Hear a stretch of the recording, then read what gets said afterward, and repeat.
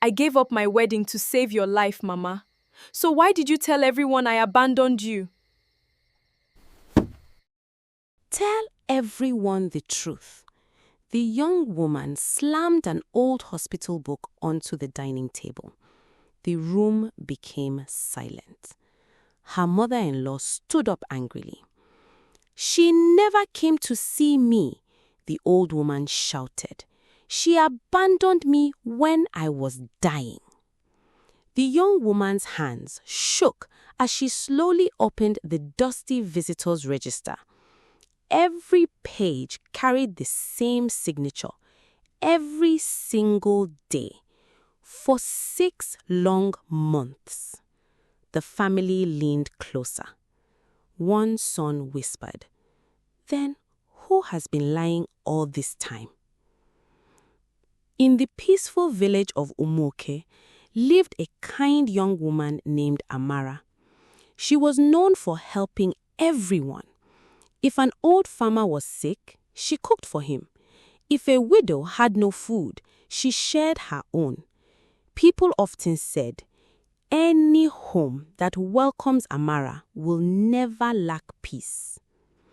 After 3 happy years of dating, Amara became engaged to a hard-working carpenter named Chinedu.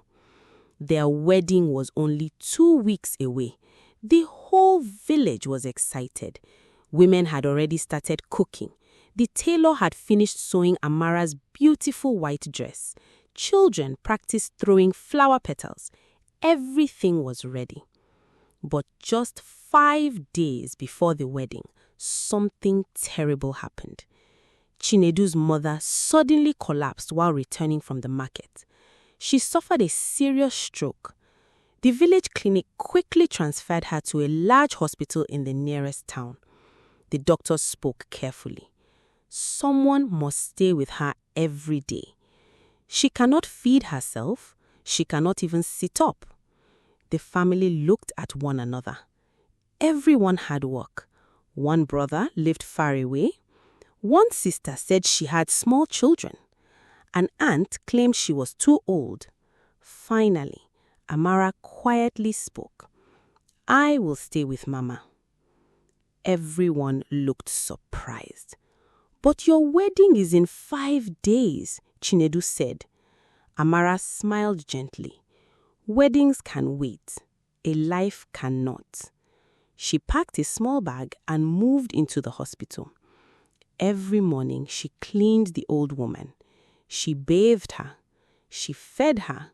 She washed dirty clothes by hand. She slept on a small plastic chair beside the hospital bed. Sometimes mosquitoes kept her awake all night. Sometimes she cried quietly because her back hurt so much. Still, she never complained. Every visitor had to sign the hospital register before entering. Amara signed her name every single day, morning, afternoon, sometimes even night. Weeks became months. The wedding was postponed, then postponed again. Eventually, the decorated hall was cancelled. The wedding cake order was refunded. Amara never complained. Whenever Chinedu apologized, she smiled. "We can marry any time, but your mother only has one chance to recover." Slowly, the old woman became stronger. She learned to sit, then stand, then walk with a stick. 6 months later, the doctors discharged her.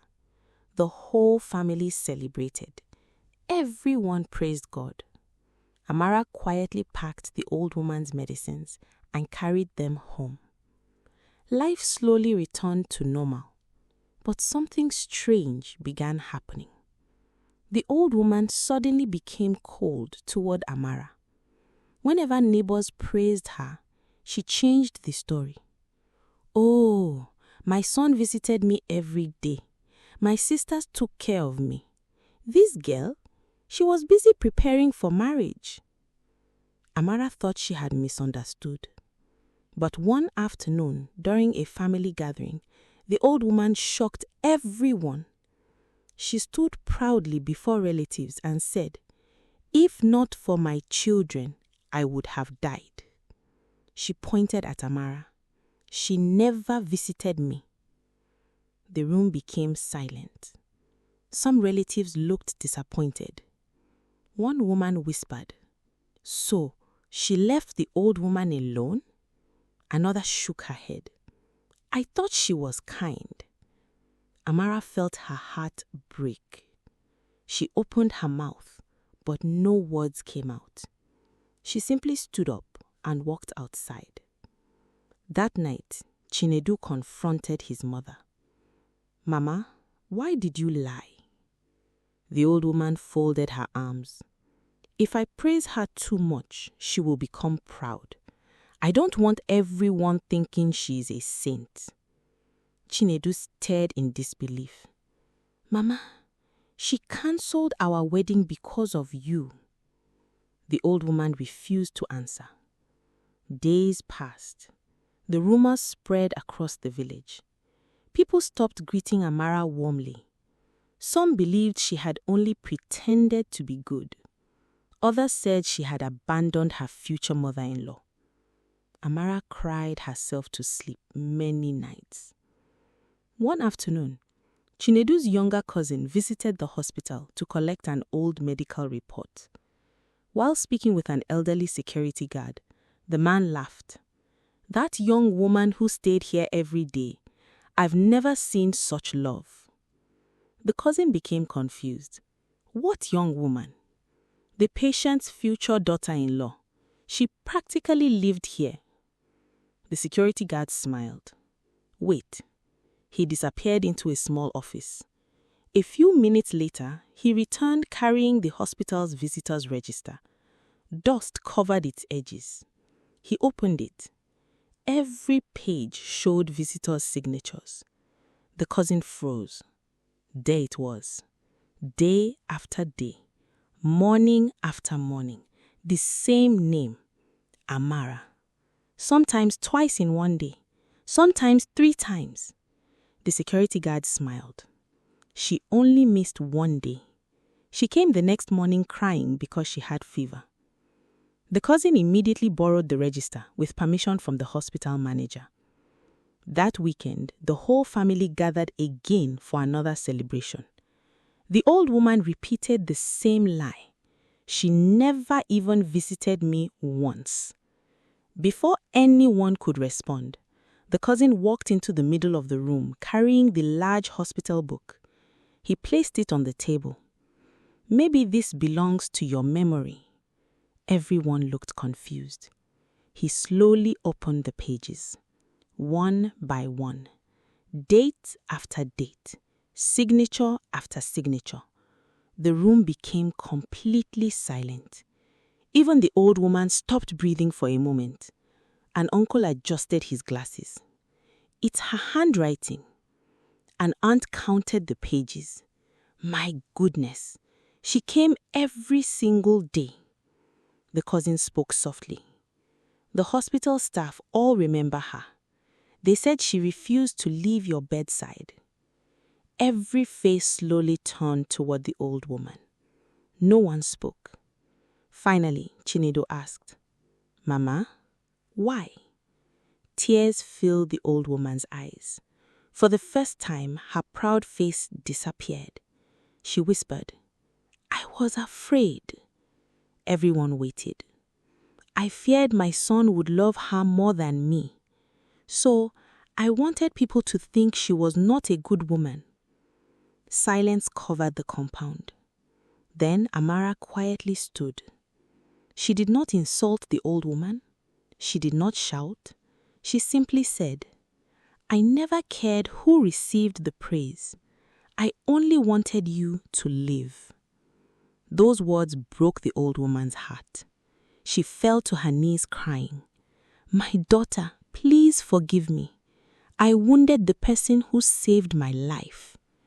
Amara gently helped her stand. "I forgave you long before today." Many relatives began crying too. An elderly uncle spoke. "A grateful heart remembers." An ungrateful heart rewrites history. The following month, the family finally held the wedding. This time, before the ceremony began, the old woman stood before the entire village, holding the same hospital sign-in book. She said, "I nearly destroyed the best daughter God ever gave me. Do not believe every loud voice. Sometimes the truth is quietly written, waiting for the right day to be opened." Everyone applauded. Many wiped away tears. From that day forward, whenever people visited their home, the old hospital register remained on a small wooden shelf, not as proof against an enemy, but as a reminder that truth may be buried for a while, but it always leaves a record that lies cannot erase. Moral: never repay sacrifice with lies. Gratitude honors love, but the truth has a way of revealing itself, even when someone tries to rewrite the past.